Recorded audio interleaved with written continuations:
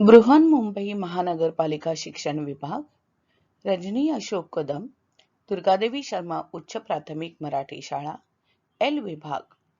आज हम पढ़ने जा रहे हैं वीटीसी क्लासरूम में सुलभ भारती। मैं रजनी अशोक कदम, आपकी वर्चुअल क्लास टीचर, आज आपको हिंदी पढ़ाने वाली हूँ। इस वीटीसी क्लासरूम में, वर्चुअल क्लासरूम में आपका बहुत बहुत स्वागत है। बृहन्मुंबई महानगर पालिका शिक्षण विभाग की तरफ से स्कूल बंद, लेकिन शिक्षा शुरू है। हमारा अभ्यास चल रहा है।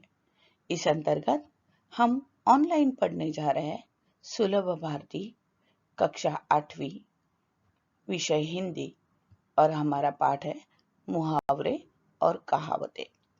मैं रजनी अशोकम आज इस वर्चुअल क्लासरूम में आपको सिखाने वाली हूँ मुहावरे और कहावतें।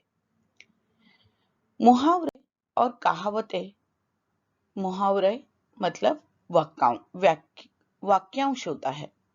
मुहावरा अपना शाब्दिक अर्थ छोड़कर नया अर्थ देते हैं। मुहावरे के अंत में क्रियापद होना आवश्यक नहीं है। हिंदी में मुहावरे हजारों की संख्या में है। मैं एक बार दोहराती हूँ। मुहावरा वाक्यांश होता है। मुहावरा अपना शाब्दिक अर्थ छोड़कर नया अर्थ देते हैं। मुहावरे के अंत में क्रियापद का होना आवश्यक नहीं है। हिंदी में मुहावरे हजारों की संख्या में है। इस बात को हम इस तरह से समझाएंगे। मुहावरा यह अरबी भाषा का शब्द है जिसका अर्थ है अभ्यास, जिसका अर्थ यह भी है कि बातचीत करना या उत्तर देना। विचारों की अभिव्यक्ति सुंदर और प्रभावशाली बनाने के लिए भाषा में मुहावरे और लोकोक्तियां यानी कहावतों का प्रयोग किया जाता है। भाषा जिस तरह बाकी हम सचकर खुद को सुंदर बनाते हैं, उसी तरह इन मुहावरों से, लोकोक्तियों का प्रयोग करने से हमारी भाषा भी आभूषण, एक तरह से यह हमारे भाषा के आभूषण है। इस तरह से भाषा हमारी प्रभावशाली बनती है। इसे वाग्धारा भी कहते हैं। मुहावरा शब्द समूह या वाक्य होता है। मुहावरा शब्द समूह या वाक्य होता है जिसमें शब्द अर्थ को प्रकट नहीं कर सकते। शब्द अर्थ को प्रकट नहीं कर सकते। सामान्य रूप से जाना जाता है और किसी अन्य अर्थ को प्रकट करते हैं। यह अन्य अर्थ भाषा को जानने वाले अभ्यास से ग्रहण करते हैं। जैसे कि हम एक उदाहरण लेते हैं, आंखों का तारा। इसका सामान्य अर्थ अलग है, लेकिन इसका प्रकट होने वाला अर्थ अलग है। आंखों का तारा मतलब माँ का दुलारा। यह अभ्यास से हमें पता चल जाएगा कि आंखों का तारा मतलब माँ का दुलारा। सामान्य अर्थ है आंख की पुतली और मुहावरे का अर्थ है अत्यंत प्रिय। इसलिए मतलब अपने शब्द से जो अर्थ प्रकट नहीं कर सकते, दूसरा अर्थ प्रकट करते हैं। इसीलिए कहा गया है मुहावरा शब्द समूह या वाक्य होता है जिसमें अर्थ को प्रकट नहीं कर सकते, सामान्य रूप से जो जाना जाता है, और अन्य अर्थ प्रकट करते हैं। क्या करते हैं? अन्य अर्थ प्रकट करते हैं, और यह अन्य अर्थ अभ्यास से अपने आप समझ आता है। आंखों का तारा यानी अत्यंत प्रिय। आंखों का तारा का अर्थ है अत्यंत प्रिय यानी माँ का दुलारा। मुहावरे अथवा लोकोक्तियां यानी कि कहावतें कथन से ही बहुत अधिक स्पष्ट हो जाती है। मुहावरा अथवा लोकोक्तियां कथन से ही बात बहुत अधिक स्पष्ट हो जाती है। वक्ता का उद्देश्य भी सिद्ध हो जाता है। इनके प्रयोग से हास्य, क्रोध, घृणा, प्रेम, ईर्ष्या आदि भावों को सफलतापूर्वक प्रकट किया जा सकता है। यानी कि वक्ता को जो उद्देश्य से बोलना है वह उद्देश्य स्पष्ट हो जाता है, अधिक जल्दी स्पष्ट हो जाता है। लोकोक्तियां और मुहावरों का प्रयोग करने से भाषा में निम्नलिखित गुणों की वृद्धि होती है। लोकोक्तियों और मुहावरों का प्रयोग करने से भाषा में निम्नलिखित गुणों की वृद्धि होती है। वक्ता का आशय कम से कम शब्दों में स्पष्ट हो जाता है। वक्ता का आशय कम से कम शब्दों में स्पष्ट हो जाता है। वक्ता अपने हृदयस्थ भावों को कम से कम शब्दों में प्रभावपूर्ण ढंग से सफलतापूर्वक अभिव्यक्त कर देता है। वक्ता अपने हृदयस्थ भावों को कम से कम शब्दों में प्रभावपूर्ण ढंग से सफलतापूर्वक अभिव्यक्त कर देता है। भाषा सबल, सशक्त एवं प्रभावोत्पक बन जाती है। भाषा सबल, सशक्त एवं प्रभावोत्पादक बन जाती है। इस तरह से मुहावरों का प्रयोग करने से भाषा में निम्नलिखित गुणों का वृद्धि होती है। आशय बहुत कम से कम शब्दों में स्पष्ट हो जाता है। हृदयस्थ भावों को कम से कम शब्दों में प्रभावपूर्ण ढंग से सफलतापूर्वक अभिव्यक्त कर सकते हो। भाषा सबल एवं सशक्त एवं प्रभावोत्पादक बन जाती है। मुहावरों और लोकोक्तियों का वाक्यों में प्रयोग। मुहावरों और लोकोक्तियों का वाक्यों में प्रयोग। साधारणता देखा जाता है कि मुहावरों और लोकोक्तियों का अर्थ वाक्य में प्रयोग इस तरह से पूछे जाने पर छात्र उनका अर्थ तो बता देते हैं, परंतु वाक्य में प्रयोग उचित प्रकार से नहीं कर पाते। मुहावरों एवं लोकोक्तियों के प्रयोग से हमें इस बात का विशेष ध्यान रखना चाहिए कि हमारे वाक्य प्रयोग से उनका अर्थ बिल्कुल स्पष्ट हो जाए। सामान्य रूप से छात्र किसी भी मुहावरे आदि से पूर्व मैं, तुम या किसी व्यक्ति का नाम रखकर वाक्य को पूरा कर देते हैं। इस प्रकार का प्रयोग उचित अर्थ को स्पष्ट करने वाला नहीं होता। जी हाँ, परीक्षा में हमें मुहावरों का प्रयोग कीजिए इस तरह के प्रश्न पूछे जाते हैं, तो बच्चे क्या करते हैं, उस मुहावरे के वैसे लेते हैं और उसके आगे मैं, तुम या नाम रखकर मुहावरा वो स्पष्ट करते हैं। लेकिन ऐसा करना योग्य नहीं है। जैसे कि अभी एक उदाहरण देखेंगे हम, अपनी खिचड़ी अलग पकाना। इसका अर्थ है सबसे पृथक काम करना, सबसे अलग काम करना। वह अपनी खिचड़ी अलग पकाता है। आंखों में धूल झोंकना, धोखा देना। उसने उसकी आंखों में धूल झोंक दी। इस तरह से मुहावरों का स्पष्ट अर्थ नहीं हो रहा है। इनके स्थान पर शुद्ध, अर्थपूर्ण, पूर्ण वाक्यों का प्रयोग किया जाना चाहिए। जैसे कि हम जंगल में घूमने गए थे, सभी इकट्ठे काम कर रहे थे, लेकिन तुषार अपनी खिचड़ी अलग पका रहा था। इस तरह से तुषार अलग काम कर रहा है, यह आप स्पष्ट कर सकते हो।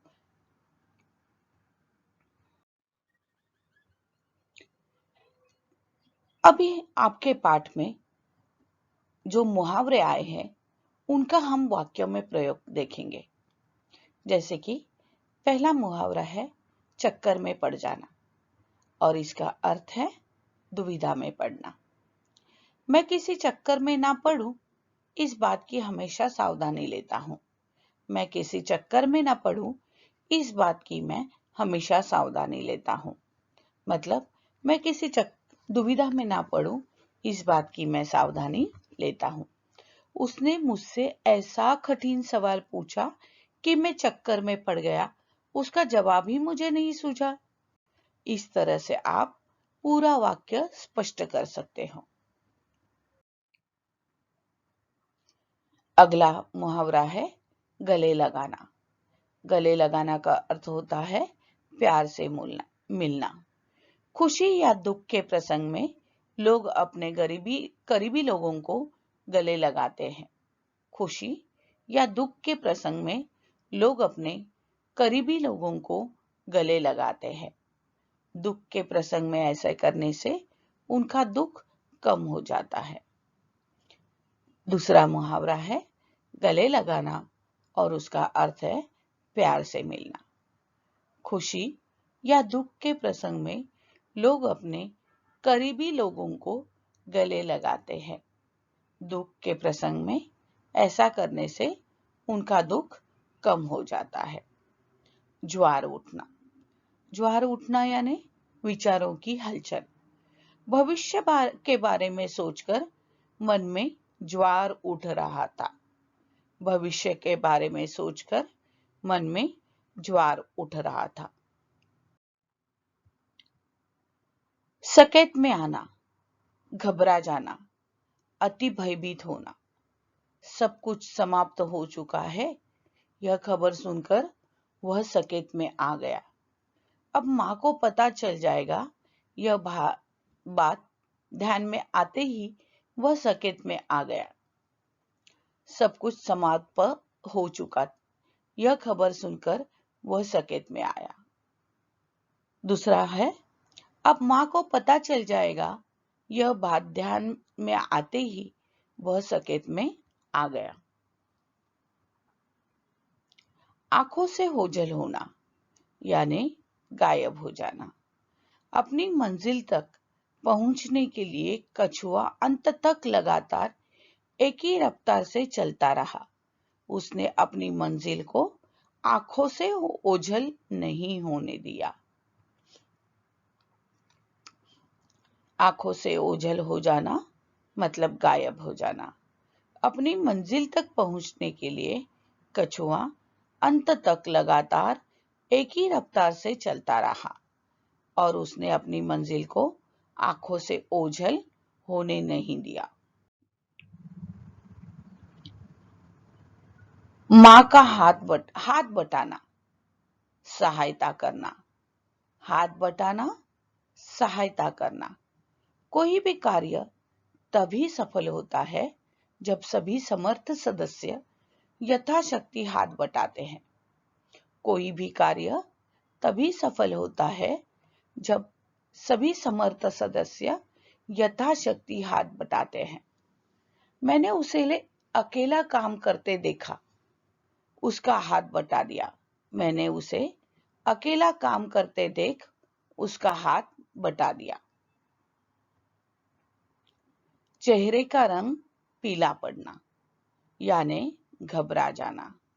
कोई भी कार्य असफल होता है तब चेहरे का रंग पीला पड़ता है। जब भी मैं घबरा जाता हूं, मेरे चेहरे का रंग पीला पड़ जाता है। बेटे के चेहरे का रंग पीला पड़ते ही माँ सब समझ गई।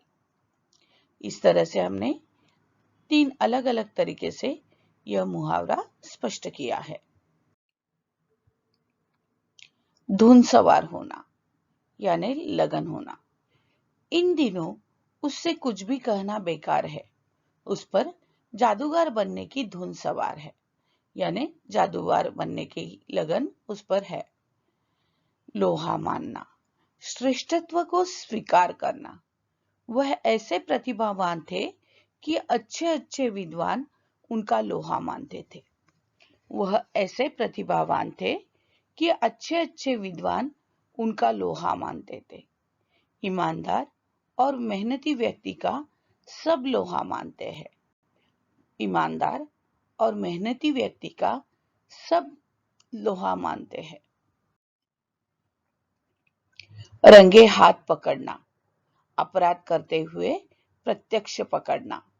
अध्यापिका ने छात्र को शरारत करते हुए रंगे हाथ पकड़ लिया। पुलिस ने चोर को रंगे हाथ पकड़ लिया। घोड़े बेचकर सोना, निश्चिंत होकर सोना। परीक्षा समाप्त होने के बाद मनीष पूरे दिन घोड़े बेचकर सोता रहा।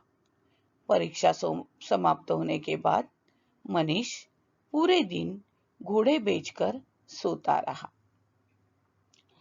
अपने पैरों पर कुल्हाड़ी मारना, खुद का अपना नुकसान करना, अपना नुकसान करना, खुद का नुकसान करना। यह सौदा तोड़कर दिनेश ने अपने पैरों पर कुल्हाड़ी मार ली है। यह सौदा तोड़कर दिनेश ने अपने पैरों पर कुल्हाड़ी मार ली है। पसीना बहाना, कड़ी मेहनत करना, दिन रात किसान दिन रात खेत के अंदर पसीना बहाते हैं। किसान दिन रात खेत के अंदर पसीना बहाते हैं। छात्र पसीना बहाते हैं और अच्छे अंक पाते हैं, यानी कड़ी मेहनत करके अच्छे अंक पाते हैं। आंखों से पर्दा हटाना, वास्तविकता से अवगत कराना, सच्चाई समझा देना।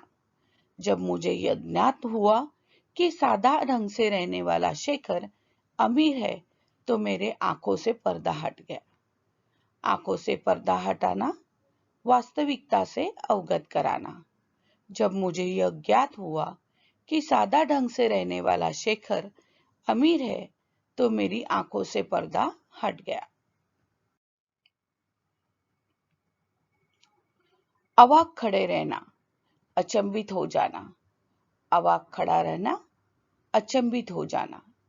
चमन की बुद्धिमत्तापूर्ण बातों को सुनकर सुरेश अवाक खड़ा रहा। चमन की बुद्धिमत्तापूर्ण बातों को सुनकर सुरेश अवाक खड़ा रहा। काफुर होना, गायब हो जाना।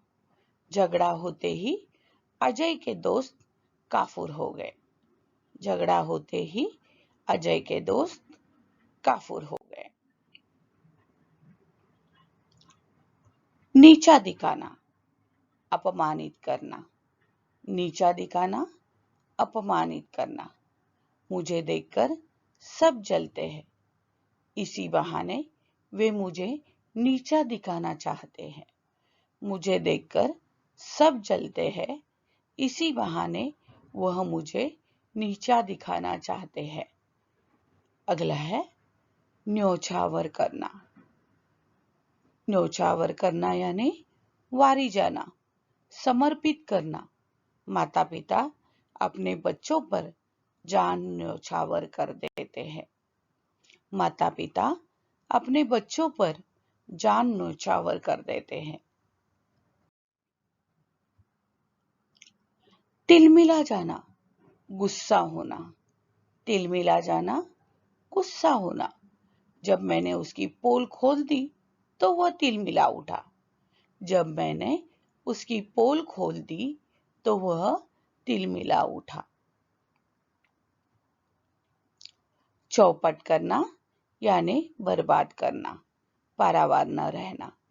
एक गलत संगत सब गुणों को चौपट कर देती है।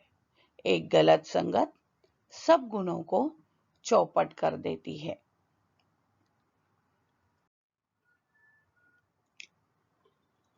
मैंने आपको कुछ स्वाध्याय दिया है। अभी हमने इतने सारे मुहावरे देखे। इन मुहावरों का हमने अर्थ देखा और वाक्यों में प्रयोग करना सीखा। तो कुछ मुहावरे आप स्वाध्याय में उसका अर्थ लिखेंगे और वाक्य में प्रयोग करेंगे। जैसे कि खाली हाथ रहना, इसका मतलब है पास में कुछ न होना, तो आप इसका वाक्य प्रयोग करोगे। सिर खपाना, बहुत बुद्धि लगाना, इसका भी वाक्य में प्रयोग आपको करना है। ठीक है, अब हम देखेंगे कहावतें। क्या देखेंगे हम? कहावतें।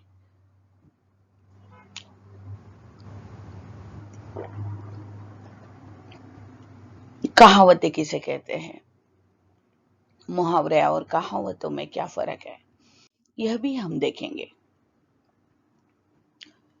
लोकोक्ति यह शब्द दो शब्दों से मिलकर बना है। लोक उक्ति अर्थात किसी क्षेत्र में विशेष कही हुई बात। लोक उक्ति यानी किसी क्षेत्र में कही हुई बात, विशेष कही हुई बात। इसके अंतर्गत किसी कवि की प्रसिद्ध उक्ति भी आ सकती है।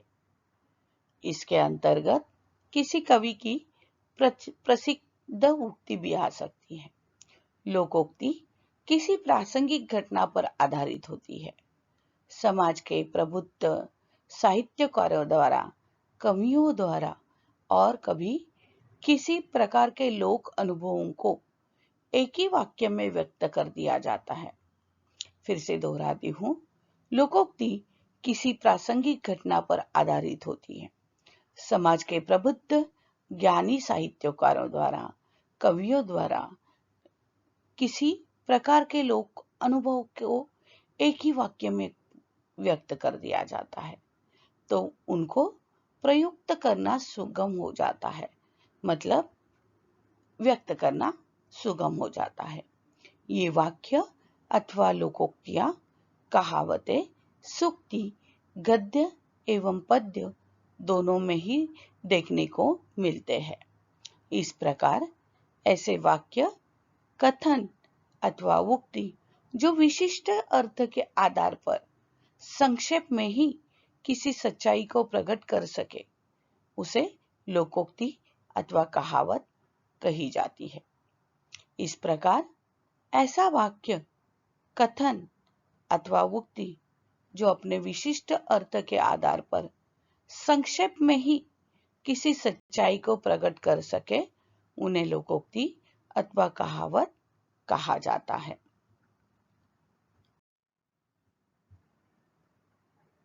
मुहावरे और लोकोक्ति में अंतर। मुहावरा दिखने में छोटा होता है, अर्थात पूरे वाक्य का एक अंग मात्र होता है। साथ ही लाक्षणिक अर्थ की प्रधानता होती है, जैसे लाठी खाना। वह लाक्षणिक अर्थ बताता है, सच्ची में लाठी खाना है नहीं। इस वाक्यांश में खाना का अर्थ प्रहार सहना है, मतलब लाक्षणिक अर्थ प्रदान करता है, अपने अर्थ से अलग अर्थ प्रदान करता है, क्योंकि लाठी खाने की चीज नहीं है। परंतु लोकोक्ति में जिस अर्थ को प्रकट किया जाता है वह लगभग पूर्ण होता है। लोकोक्ति में जिस अर्थ को प्रकट किया जाता है वह लगभग पूर्ण होता है, उसमें अधूरापन नहीं होता। जैसे उल्टा चोर कोतवाल को डांटे। इस उदाहरण में अर्थ का अधूरापन नहीं है, नहीं वाक्य अधूरा है।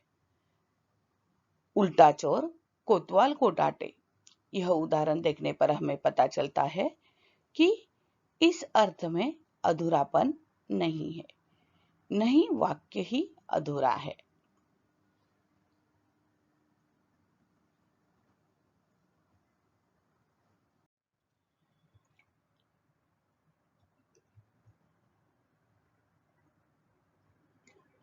धन्यवाद। आज आपने पढ़ा मुहावरे किसे कहते हैं, कहावत किसे कहते हैं और उसके उदाहरण भी देखे। हमने पाठ के सारे मुहावरों को लिया, उसका अर्थ समझ लिया और उनको वाक्यों में प्रयोग कैसे करना है वह भी हमने समझ लिया।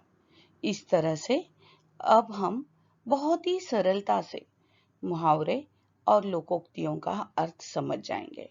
उनमें फर्क क्या है यह भी हमारे ध्यान में आ गया। तो यह फर्क बहुत अच्छी तरह से ध्यान में रखिए और भाषा को इसी तरह मुहावरों और कहावतों से अपने हृदयस्थ भाव को प्रकट कीजिए और सजाते रहिए। भाषा समृद्ध करते रहिए। मुहावरे और कहावतें भाषा का एक अभिन्न अंग है जो भाषा को सुंदरता प्रदान करता है, प्रभावशाली बनाता है और अधिक समृद्ध करता है। तो इसी तरह से आप बीएमसी यूट्यूब चैनल को, एजुकेशन चैनल को देखते रहिए। बीएमसी एजुकेशन चैनल को देखते रहिए और अपनी पढ़ाई जारी करते रखिए। इसी तरह हम ऑनलाइन पढ़ेंगे और अपना समय सही तरीके से काम में लाएंगे। तो आप क्या करेंगे, बीएमसी एजुकेशन चैनल को सब्सक्राइब कीजिए, बेल आइकन को प्रेस कीजिए अपने दोस्तों को इसके बारे में जरूर बताइए और ज़्यादा से ज़्यादा लोगों को बताइए, शेयर करें, लाइक करें। आपको अगर मेरा ये वीडियो पसंद आया हो, जिनमें मुहावरों और कहावतों के बारे में समझाया गया था, तो मैं रजनी अशोक कदम, दुर्गा देवी शर्मा म्युनिसिपल मराठी स्कूल, आपका बहुत बहुत धन्यवाद करती हूँ। पढ़ते रहिए। धन्यवाद।